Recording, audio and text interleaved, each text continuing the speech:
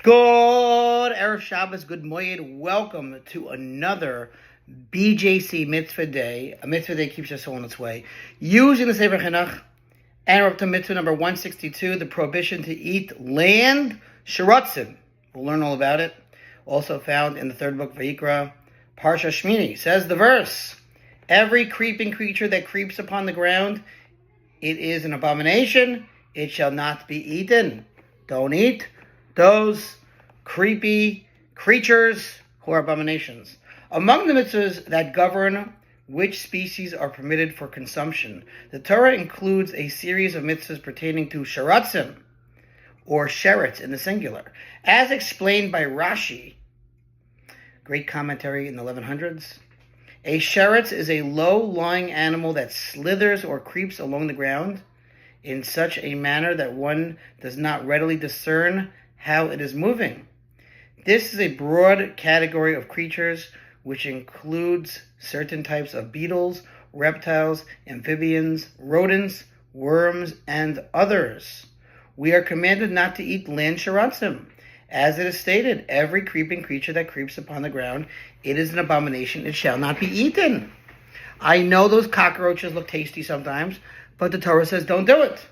Among the underlying purposes of this mitzvah, as well as all other mitzvahs that were transmitted to us regarding the prohibition of consuming certain edible things, says the author, I have already written above in mitzvah 73 and 147, that which I know, there is no need to repeat it with regard to each mitzvah of this type.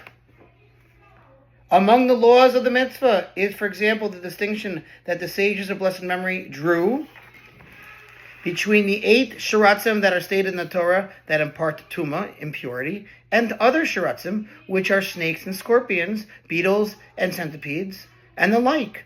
The distinction stated by the sages is as follows.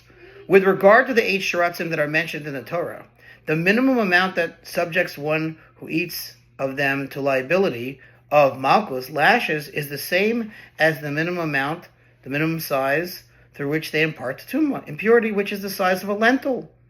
Thus, one who eats the volume of a lentil of the flesh of the 8 sheratzim enumerated by the Torah will be subject to malchus, lashes. However, the amount that subjects one who eats of sheratzim other than those 8 to liability is a kazayas, an olive's volume. You can have a lot more of the other sheratzim in order to be liable. It doesn't mean it's permitted, it just means that you won't be liable to the lashes.